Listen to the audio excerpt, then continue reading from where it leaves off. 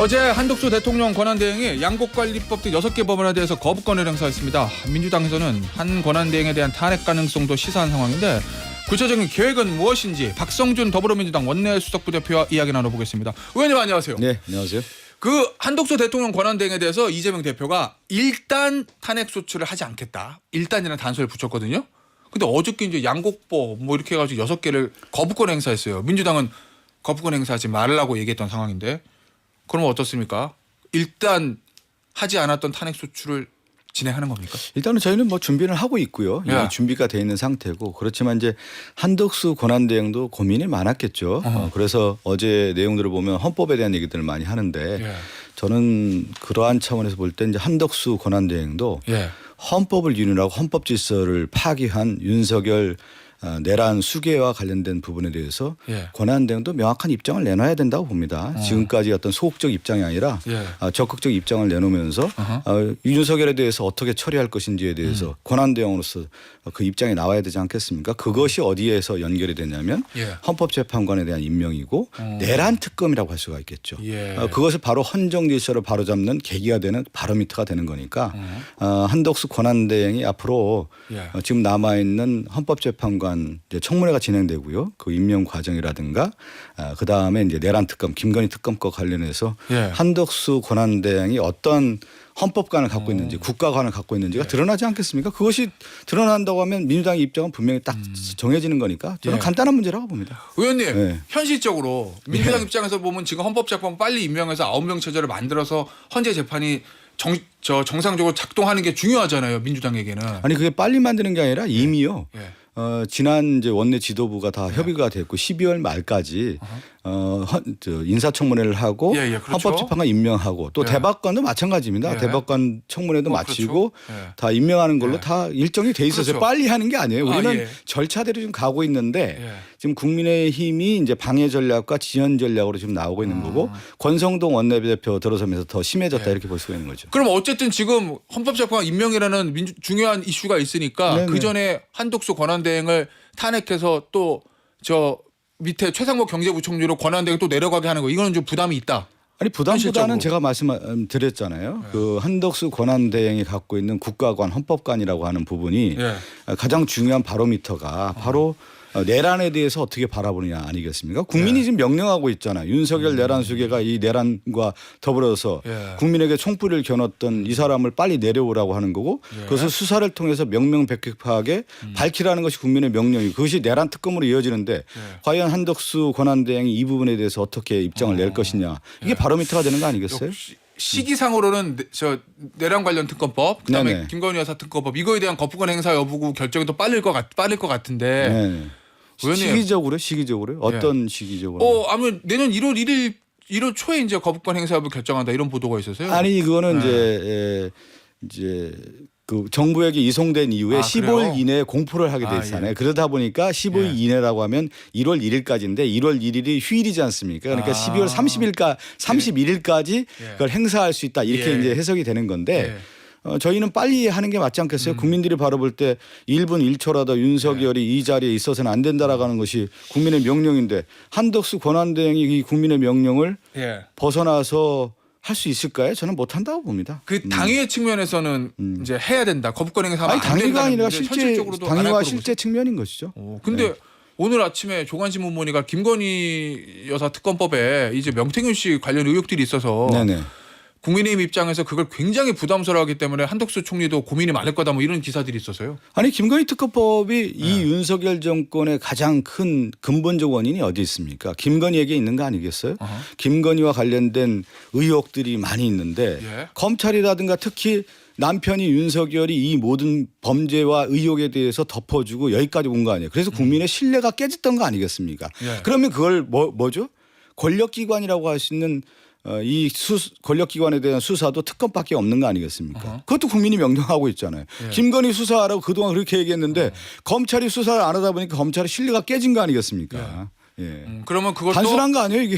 그것도 한 권한대행이 거부권 행사하지 않을 것이다. 거부권 행사를 해서는 안 된다고 보는 거죠. 알겠습니다.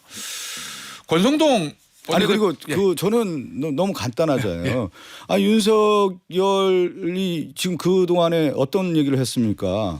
특검을 거부한 자가 범인이라고 얘기했고 예. 아니 정정당당하게 수사를 해야 된다는 얘기를 그동안에 그렇게 얘기했는데 이렇게 비겁하게 예. 자기 수사와 진행되는 것을 방해하고 있고 예. 또 그 부인과 관련된 부분은 호위무사들을 통해서 지금까지 막았던 거 아니겠어요? 그래서는 안 되는 거 아니겠습니까? 국민이 그래서 김건희 여사와 관련된 부분에 대해서 수사를 진행하라는 거 아니겠습니까? 그리고 네. 한덕수 대통령 권한대행 네네. 총리면서 권한대행이에요. 이 탄핵할 때 정족수를 대통령처럼 200저 3분의 1을 해야 되느냐, 일반 국무위원처럼 과반을 해야 되느냐, 이걸 가지고 좀 논쟁이 있는 것 아니 같은데. 저는 이제 네. 그런 논의가 무의미하다고 보는 거예요. 왜 네. 그러냐면 이제 디테일한 부분에 있어서 그렇게 이제 언론이라든가 이런 것은 지적할 수가 있는데 네. 국가의 큰 흐름을 볼 때 대한민국 위기 아닙니까? 전 세계 지금 경제도 위기가 오고 있고 네. 헌정질서 민주주의 위기라고 하는 부분에 있는데 예. 국가 지도자라고 하는 분은 어떻게 생각해야 됩니까? 역사와 대화하고 국민과 대화해야 되는 거 아니에요. 한덕수 권한대행이 지금까지 관료로서 수많은 업적을 만들어 왔고 일을 많이 해오지 않았습니까? 예. 그럼 이런 국가 누란의 사태에 대한 책임이 있다고 하면은 헌정질서를 바로잡는 그 역할에 책임을 다 해야 되는 겁니다. 거기에 있다고 하면은 저는 그런 거기까지 가서는 안 된다고 보는 것이죠. 저는 그렇게까지 안 갈 거라고 봅니다.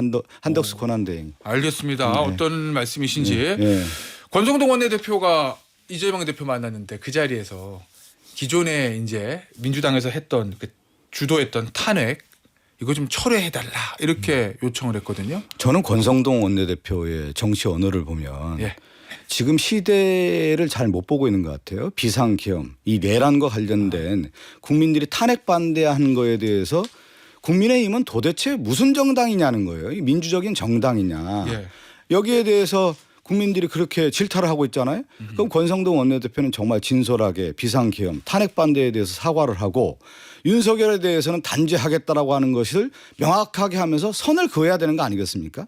근데 왜 이렇게 말을 돌립니까? 권성동 원내대표 검사 출신 아니에요? 그 헌정질서 법질서에 대한 부분을 권성동 대표가 그렇게 얘기를 해야 되는 것이지. 그 또 다른 윤석열의 얼굴로 가면 되겠습니까? 그동안에 윤석열이 그동안은 검찰권 가지고 장난치고 왜곡하고 조작했던 것들이 지금 계속 드러나고 있는 건데 실제 권성동 원내대표가 이 길을 같이 걸어갈 겁니까? 그러면 같이 보수정당 국민의힘은 예. 괴멸로 가는 거고 그 괴멸에 가장 선봉장이 누가 되느냐면 권성동 대표가 되는 것이죠. 와서 여기서 예. 정정당당하게 잘못했다. 우리 이거 끝내자. 이렇게 갔어야 되는 거죠. 무슨 탄핵 반대하고 있습니까? 부끄러운 줄 알아야죠 지금. 그러면 왜 그렇게 못한다고 보세요? 거기에 걸려 얽혀 있는 사람이 너무 많은 거죠 지금. 얽혀 있다라는 말씀. 지금 얘기한 아까 김건희 특검법 관련된 부분이라든가 예. 탄핵과 관련된 부분에 있어서의 지금 얽혀 있는 사람들이 있는 거 아니겠어요? 제가 볼 때는 그 부분이 있고 또 하나는 권력을 잃었을 경우에 자신들의 어떤 후폭풍 이거에 대한 걱정들을 하고 있는 거 아닌가 싶습니다. 그럼 얽혀 있다는 말씀은 대통령의 아니 지금 비상계엄 이번에 선포에 비상계엄과 연루되는 관련된 사람이 있다. 아니 비상계엄과 관련된 내용에 있어서 국민의힘 관련된 내용들을 보면 비상계엄 해제하는 데 있어서 당연히 국회의원으로서 이것은 헌정질서 파괴했다고 해서 국회에 들어와서 이 해제 결의안에 찬성했어야 되는 거 아니에요? 거기에 들어오지도 않았고 또 하나는 국민들이 윤석열의 이 잘못된 부분 헌정질서 민주주의의 위기를 초래한 부분에 있어서는 탄핵을 해라고 하는데 탄핵을 하지 않았습니까? 안 했잖아요. 반대를 했단 말이에요. 여기에 대해서 다 얽혀 있는 거 아니겠어요? 그것을 벗어날 수는 없는 것이죠. 그런 의미시군요. 네. 예, 알겠습니다. 권성동 원내대표가 어제 이제 한 얘기를 하나 더 했는데 공직자에 대한 탄핵이 기각이 되면 그러니까 실제로 이제 기각된 애들이 있었어요. 뭐 검사들에 대해서 발의하고 찬성한 의원들 직권남용으로 처벌하는 법안을 여야 의원 공동으로 발의하자라는 이런 정책 제안인가요? 이걸 내놨는데 이거 어떻게 보십니까? 저는 예. 권성동 원내대표가 이제 예. 윤석열의 꼭두각시가 되지 않았으면 좋겠어요. 지금 이 본질을 흐리는 쪽에서의 이런 원내대표의 발언이라고 하는 것이 예. 정치 지금에 있어서 국민의 신뢰에 전혀 받지 못하는 것이다. 예. 저는 얼토당토하는 얘기고요. 권성동 원내대표가 정말 보수정당의 가치가 무엇인지 법질서를 되게 중요시 여기는 거 아니겠어요? 예. 그러한 부분에 다시 되돌아봤으면 좋겠습니다. 알겠습니다. 전 지금 요즘 권성동 원내대표의 정치 행태를 보면은 예. 여전히 분열과 배제와 극단의 언어를 쓰면서 지금 한국 정치를 흐리고 있다. 민주주의 질서를 흐리고 있다고 봅니다. 예, 알겠습니다. 석동현 변호사, 그러니까 윤석열 대통령하고 서울법대 동기고 이제 40년 친구라고 예. 하는데 뭐 몇 번 출마도 시도를 했었던 사람이죠. 민주평통 부의장도 하고 어제 이제 인터뷰를 자청했어요. 대통령은 당당한 입장이다. 미리 말하고 있는 내란이 어디냐. 대통령은 체포해라, 끌어내라 한 적 없다. 체포에 채자도 꺼낸 적 없다. 이렇게 얘기하거든요. 어떻게 들으셨습니까, 의원님? 마키아벨리가 이런 얘기를 합니다. 마키아벨리. 예. 리더의 지혜를 측정하는 방법 중 하나가 뭐냐. 리더가 정말 지혜로운지 아닌지를 측정하는 방법 중 하나가 예. 리더의 주변에 누가 있느냐라는 거예요. 그 석동현 변호사가 제일 친한 친구입니까? 그렇게 얘기 나오지 않았어요? 이제 제일 친한 지까지 제일 친한 친구를 모를 때 어쨌든 절친이라는 거 아니에요. 예. 이 석동현 변호사도 검사 출신인가요? 그렇죠. 이 정도 수준밖에 안 되는 거 아니에요? 지금 국민들의 상식적인 수준에서 보는 거잖아요. 상식으로 볼 때 예.